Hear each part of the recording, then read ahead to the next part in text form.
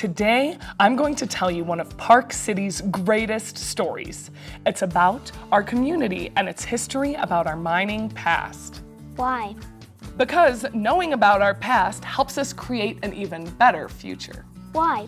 Because it's important to learn about those who came before us and how they created the foundation for where we live today. Why? Because children who listen to this story will get a piece of candy afterwards. Are we ready to listen? Yeah! Are you ready to listen? Our story begins in 1984. 1984 is the year that Park City became a historic district. What does it mean to be a historic district? Designation of historic districts creates local legislations, one of the best ways to protect our historic streetscapes, neighborhoods, and special landmarks. The National Register of Historic Places is the official list of the nation's historic places worthy of preservation. The local district has a lot of benefits, like increased property and resale values. Adaptive reuse of historic buildings promotes economic growth and community revitalization, and allows the city to be a certified local government, which can apply for matching grant funds, and increases tourism revenue. The city also provides grants for property owners. What are the grants used for? Well, let me show you. Okay. Matching grants are awarded to property owners to help them preserve and maintain historic commercial and residential structures, like this one.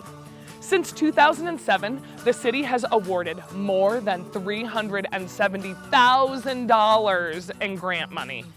They've awarded grants 34 times. Cool. What other places has the city helped preserve? Well, I'm glad you asked.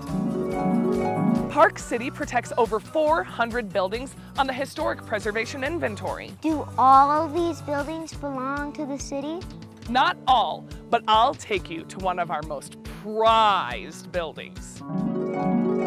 The city has purchased some of our town's most historic buildings and structures, like the McPolin Barn here, and High West Distillery, AKA Watts Home and Garage. Wow, I've never been to the Distillery. Give it a few years. Where else does the story take us to, Miss Katrina? We're gonna go to City Hall. Kids, this is City Hall. And this is Cindy Matsumoto.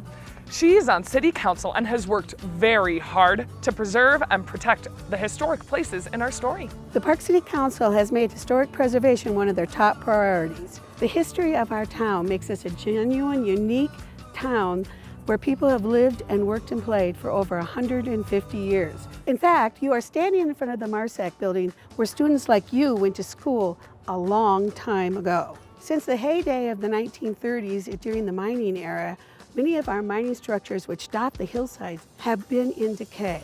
The City Council and the community are very concerned about these structures. In fact, the City Council, the museum with their Mining Structures Committee, and Vail have worked very hard to preserve one of our iconic structures up in Thames Canyon where the California Comstock mine stands. And they spent the summer taking it down and reconstructing it and stabilizing it so it'll be there to tell the story of Park City in the future. Another mining structure that the City Council is very concerned about is the Daily West, which is up in Deer Valley. And that is the site of one of the biggest mine disasters in Park City history, where one day over 35 miners were killed in an explosion. Another unique mine site in Park City is the Silver King Mine, which is up Park City Mountain. It was owned by Thomas Kearns, who built the governor's mansion down in Salt Lake City. It was also owned by our own Silver Queen, Susanna Bransford, who was worth over $100 million, and you can hear about her story in the Park City Museum. So when you're out skiing this winter, look for our unique mining structures that tell the history of Park City. All right, kids, story time is almost over, and talking about High West has made Miss Katrina very thirsty. So let's wrap this up. So now do you understand why this story is so important? Yeah! I'm just here for the candy. Thank you for listening. For more information on historic preservation, visit us online or take a trip down to the Park City Historical Museum. The end.